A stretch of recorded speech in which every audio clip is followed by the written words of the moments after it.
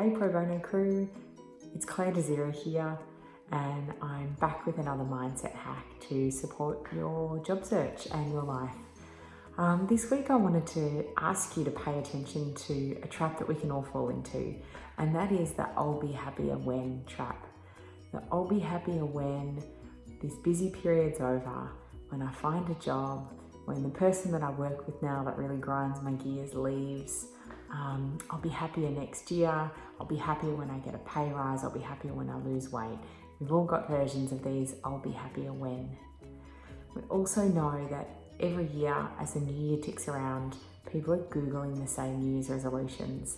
Things like losing weight, quitting smoking, and wanting to be happier and get more out of life. So we know that there are lots of people stuck in this I'll be happier when trap.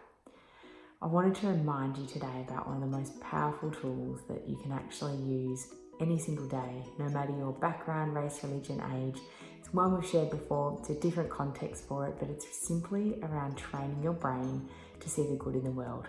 Training the brain to see good and the little wins and generosity, kindness, and encouragement and helpfulness, even during those challenging times.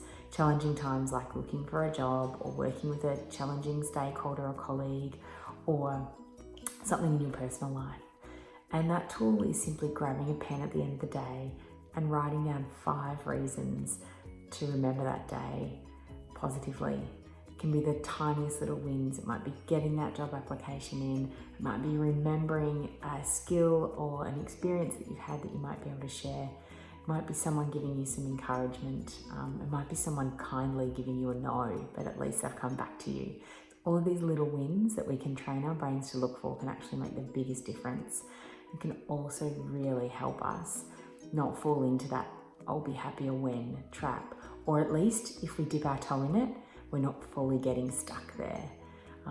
Again, simple tool this week, different context, and I really encourage you to check out what are your I'll be happier when moments. Just notice your language, notice the way you're talking to other people, notice the way other people are talking to each other. You will be able to spot it everywhere.